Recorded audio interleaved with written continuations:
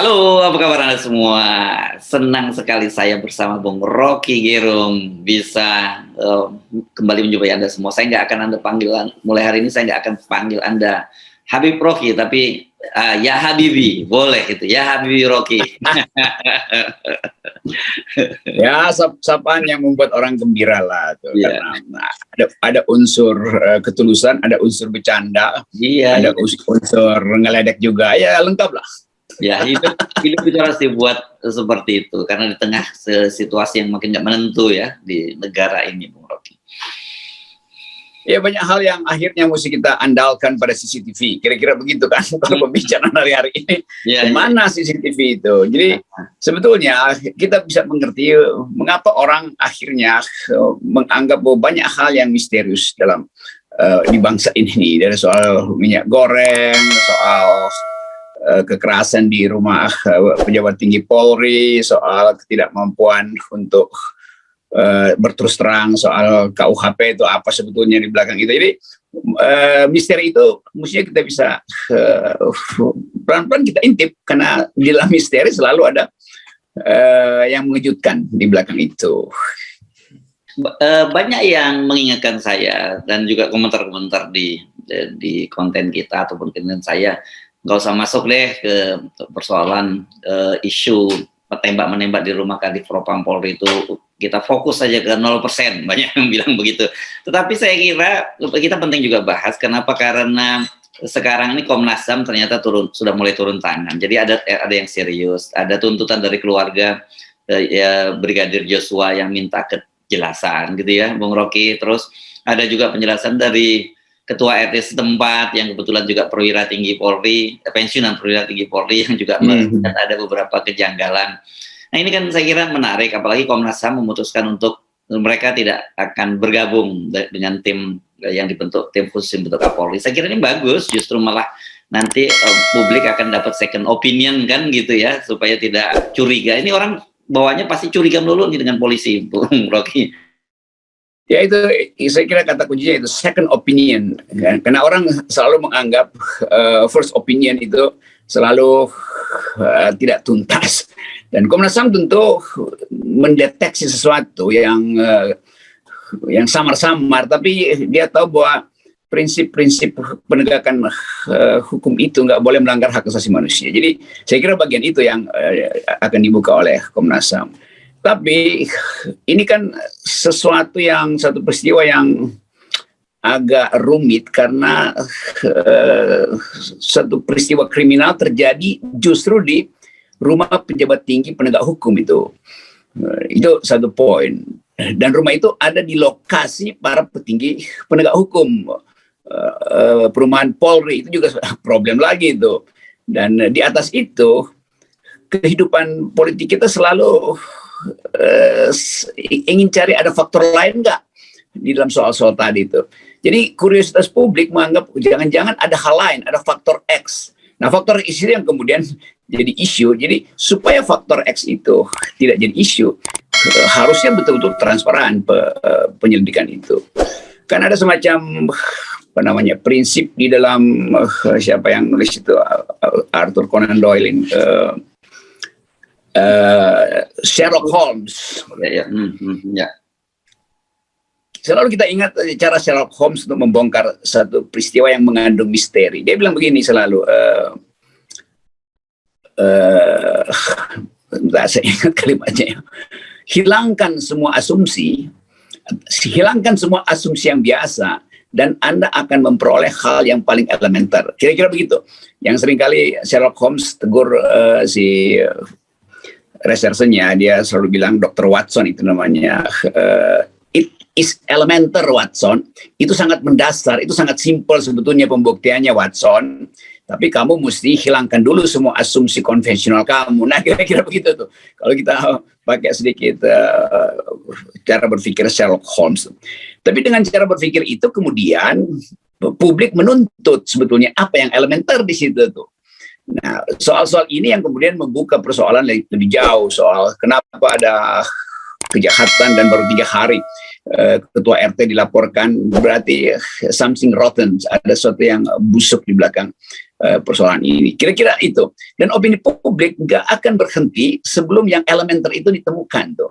Apa yang elementer itu? Itu yang sekarang jadi spekulasi. Apakah yang elementer itu adalah soal yang berhubungan dengan kehidupan privat di rumah itu, atau dia terhubung dengan kedudukan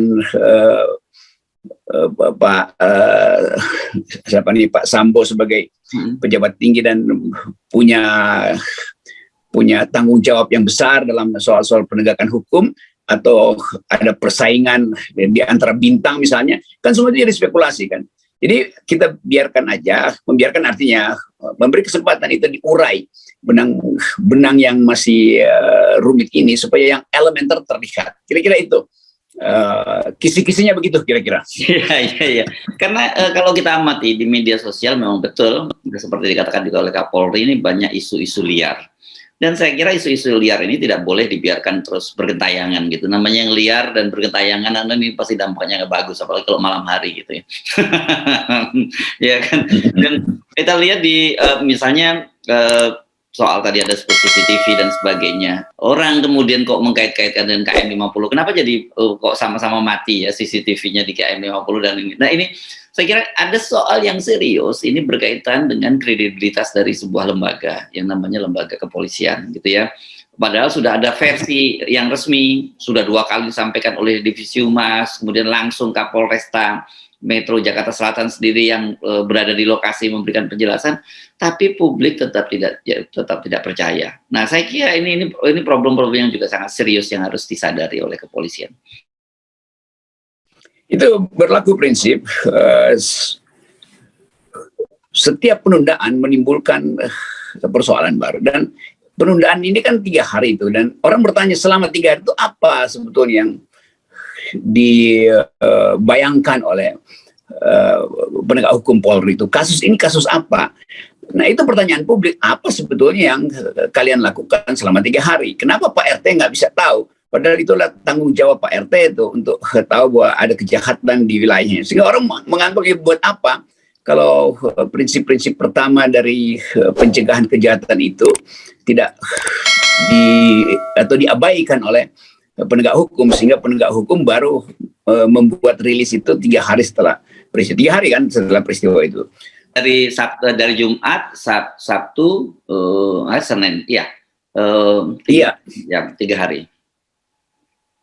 Nah, kalau ini menyangkut kejahatan negara ya biasa aja tuh. Memang ada aktivitas intelijen yang mesti merapikan dulu peristiwa itu. Tapi ini kan kejahatan yang begitu diterangkan oleh Kapolri, oh iya itu adalah kejahatan itu karena penembakan. Tetapi tetap orang ingin tahu penembakan itu kok agak khusus ya, dan bukan khusus, agak unik dengan segala keterangan dari Kapolri itu. Mungkin sekali Pak Kapolri berupaya untuk memberi semacam insight pada publik bahwa oke, kita nanti akan usut itu. Tetapi juga Pak Kapolri merasa terdesak dengan waktu. Kalau makin lama nanti ada hal baru yang bisa dipertanyakan publik. Dan itu mungkin juga yang dipantau oleh Komnas HAM, sehingga Komnas HAM merasa bahwa ada sesuatu di situ, maka dia akan lakukan investigasi khusus versi penegakan hak asasi manusia. Tapi lepas dari semua itu, kita menginginkan agar ada rasa aman pada publik itu. Apapun soalnya di lokasi manapun, mestinya ada rasa aman. Jadi percuma misalnya ditaruh di seluruh kota itu CCTV, dipantau oleh CCTV satu kota, tapi dalam keadaan tertentu tiba-tiba kok hilang itu.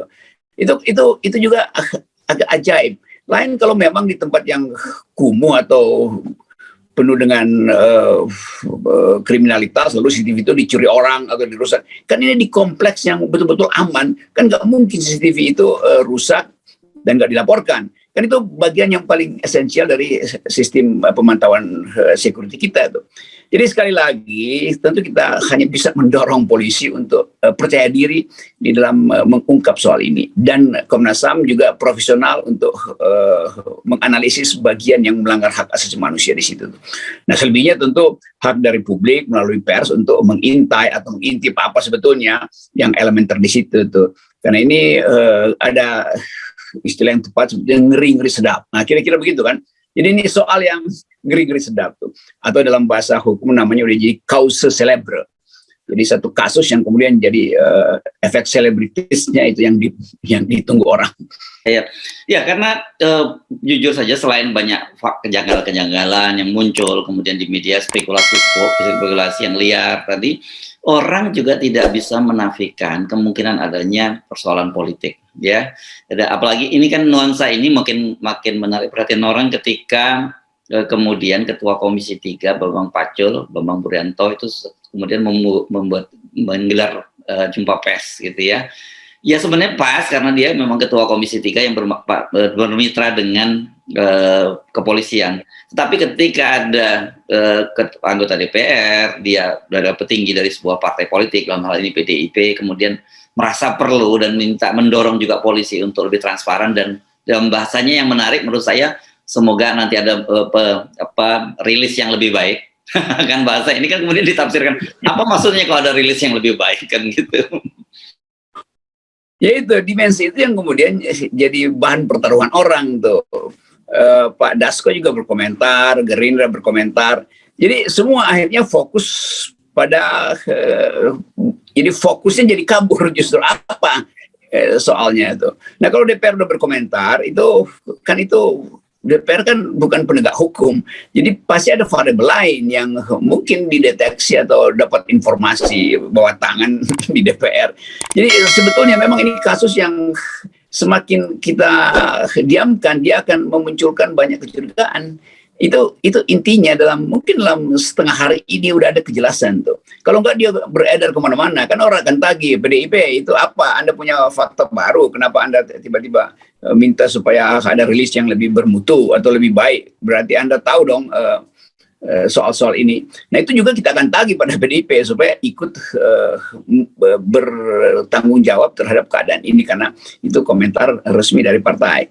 Nah di ujungnya nanti kita mungkin akan lihat semacam itu yang terjadi. Ya udah, kalau udah itu yang terjadi ya udah kan selesai masalahnya kan. Tinggal proses hukumnya tuh, dan proses hukum itu terutama pada korban, karena adalah hak keluarga korban untuk mengetahui duduk perkaranya tuh. Karena ada ketidakpuasan dengan rilis institusi, sehingga keluarga korban tentu ingin agar supaya ada kepastian apa kesalahan yang menyebabkan tewasnya si korban. Jadi bahkan kita kalau mau menerangkan itu mesti sangat hati-hati gitu. Kalau DPR kan ya boleh aja asal ngoceh. Kalau FNN kan mesti hati-hati, perlahan-lahan menunggu perkembangan situasi sambil kita memastikan bahwa ini harus diselesaikan. Ya, Anda betul. Kenapa? Karena muncul yang tadi yang saya sebut dikatakan oleh Kapolri juga spekulasi liar itu kan kemudian orang membanding-bandingkan dengan KM50 gitu yang sampai sekarang menurut publik masih belum ada kejelasan. Nah, kalau kemudian sekarang ini pun yang berkaitan dengan internal polisi pun juga tidak muncul kejelasan, ini kan akan semakin menambah yang saya sebut tadi itu, tingkat kepercayaan publik terhadap polisi itu akan jatuh sangat rendah gitu. Ya itu intinya sebetulnya. Saya pakai istilah tadi, Pak Kapolri sebetulnya berkejaran dengan waktu sehingga dia tiba-tiba muncul dan menerangkan keadaannya. Tapi sebelumnya kita udah dapat keterangan dari Kapolsek Jakarta Selatan yang kira-kira ya kurang Kapolres ya. Kapolres yang kira-kira publik merasa kok ada yang kurang kompatibel ya. Jadi banyak versi sebetulnya yang perlahan-lahan akan dipakai oleh mereka yang mengamati secara cermat untuk menilai yang mana sebetulnya keterangan resmi, yang mana keterangan institusi, yang mana keterangan pakar, yang mana keterangan penyidik, dan yang mana keterangan terakhir, yaitu keterangan pembuktian di pengadilan. Jadi begitu soalnya tuh. Dan lapisan-lapisan ini yang ya akan digoreng pasti oleh opini publik kan. Kan publik selalu ini kasus yang unik loh. Ini kasus yang di belakangnya ada kasus lain. Dan kasus lain itu terkait dengan kasus yang sana loh. Dan yang sana itu sebetulnya sama aja akibatnya loh. Jadi yang lo itu justru yang mesti diterangkan dengan cepat-cepat oleh Pak Kapolri. Supaya beban dia secara personal juga dia terbebani secara psikologis sebagai Kapolri.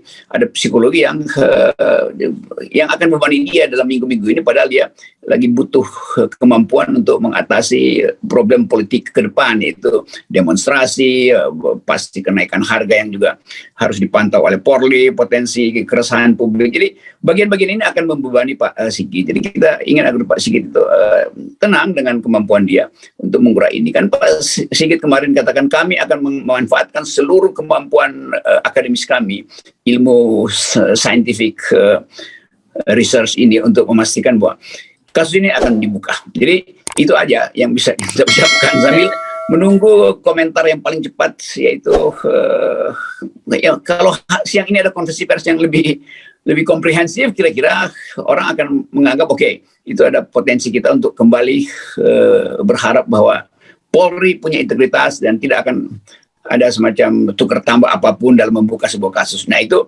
citra Polri akan cemerlang. Dan ini gampang kok karena masalah lokasinya jelas atau siapa aja di dalam situ kan jelas, jadi sebenarnya bukan kasus yang sulit.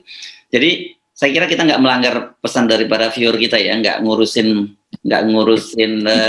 isu-isu di balik itu, termasuk skandal asmaranya kan kita nggak masuk wilayah itu gitu. Nah tapi kemudian pertanyaan saya, kalau gitu apa ya urusannya dengan 0% ini ya?